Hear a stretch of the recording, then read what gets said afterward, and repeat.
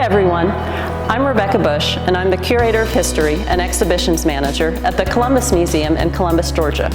Unfortunately, we're not open right now, but I'm standing in our brand new exhibition, and I wanted to share some of the highlights with you right now so you can get a sneak peek before we can fully open it to the public. I'm standing in And So She Did, Women of the Chattahoochee Valley. This is an exhibition that is tied specifically to commemorate and celebrate the 100th anniversary of the 19th Amendment, which gave American women the right to vote. That's why I'm wearing my Votes for Women royal purple today. So I'm just going to take a little bit of time to share some highlights of the exhibition with you and whet your appetite for what you'll be able to see when you come back, and maybe you'll learn some new women's history facts along the way. Of course, we can't do an exhibition about women of the Chattahoochee Valley without talking about Columbus's own Carson McCullers. Carson grew up in Midtown, just a couple miles from the Columbus Museum. While there, she honed a keen eye and understanding of the way the world worked and the way the world didn't work for people who were outside of the majority, whether it was by class or social standing, whether by race, or whether by sexuality or gender identity. Carson seemed to have an empathetic ear and an understanding way of writing about people who were different from herself and different from the world, because in many ways she often felt different from the world. Her first couple books, in particular, The Heart is a Lonely Hunter and The Member of the Wedding, as well as Reflections in a Golden Eye, have been praised and beloved by critics and readers for generations now.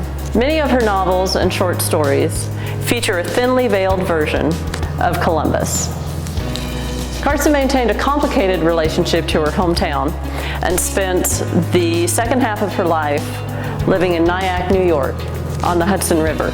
But she frequently returned to Columbus, drawing inspiration for her writings and musings on the world. In 1928, Juanita left Columbus for a summer of Western travel and adventure, as well as classes at the University of California, Berkeley. She journeyed with 3 other Columbus women on an extensive trek that included stops in at least 8 states.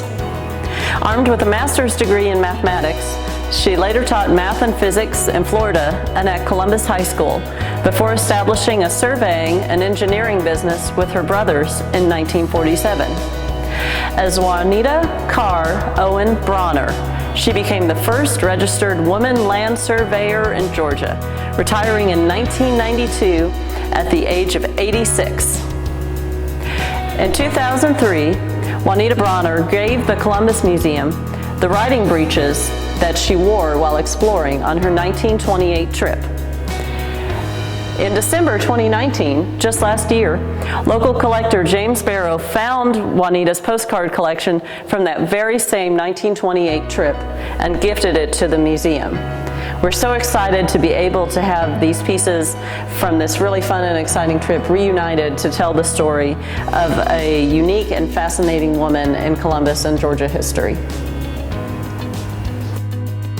The Canty and Thomas families of the Chattahoochee Valley produced some truly extraordinary women.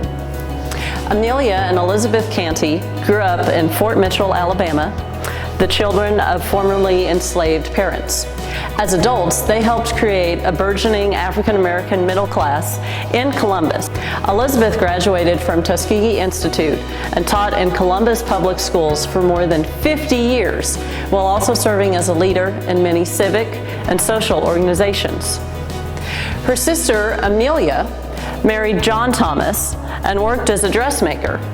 She also helped organize an African-American middle-class reading group that focused on popular and classic literature, providing educational opportunities that the women themselves and many of their generation had not had when they were growing up.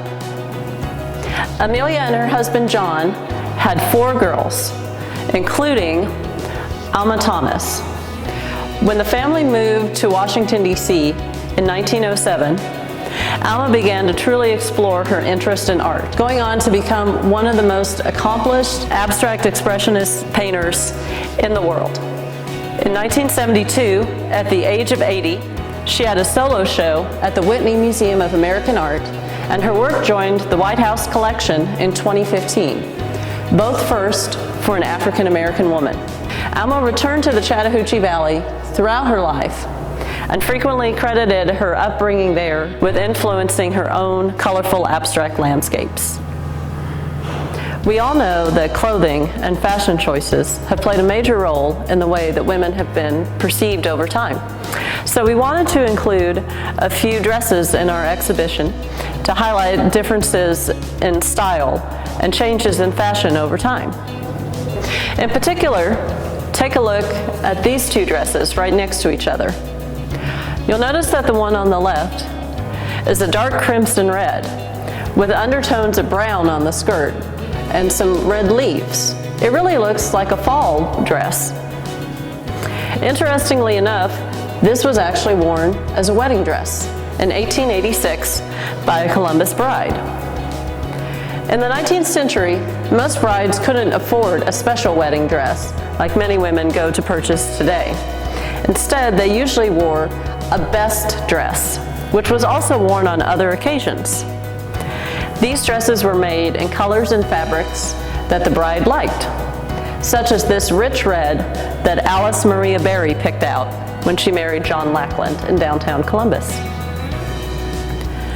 The dress on the right probably looks much more familiar to us as a wedding dress today.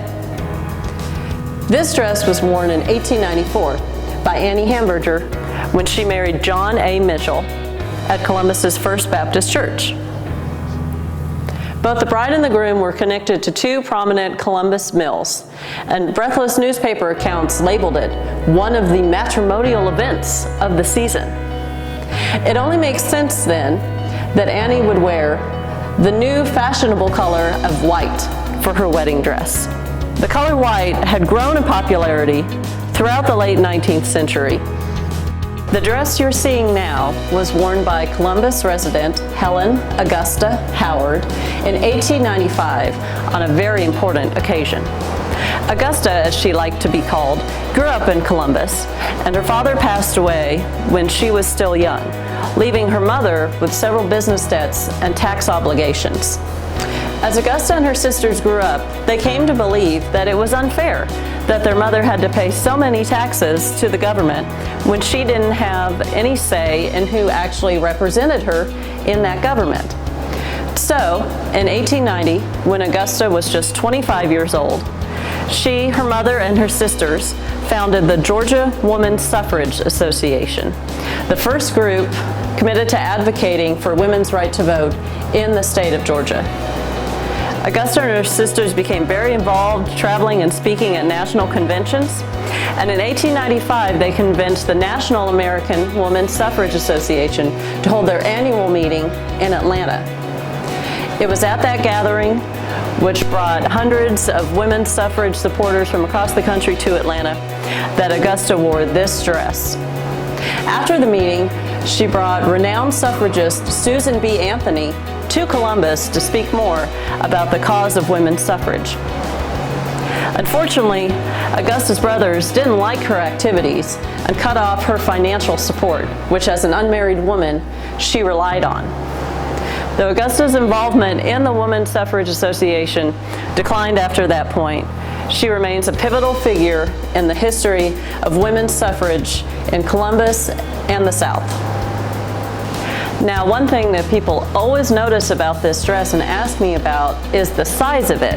As you can see, Augusta's waist was very tiny. This was partially because of the fashions at the time, encouraging that tight cinched-in waist. But also, I want you to take a look at just how tall this dress mannequin is standing. So for reference, I'm about 5'8", and this dress is on a platform of a few inches, maybe about 5 or 6 inches, but you can still see that our necks are about the same point. Augusta was a tiny, petite woman, but she was also obviously a dynamo and a fiercely determined advocate for what she believed in. I really think she's the epitome of that old saying, big things come in small packages.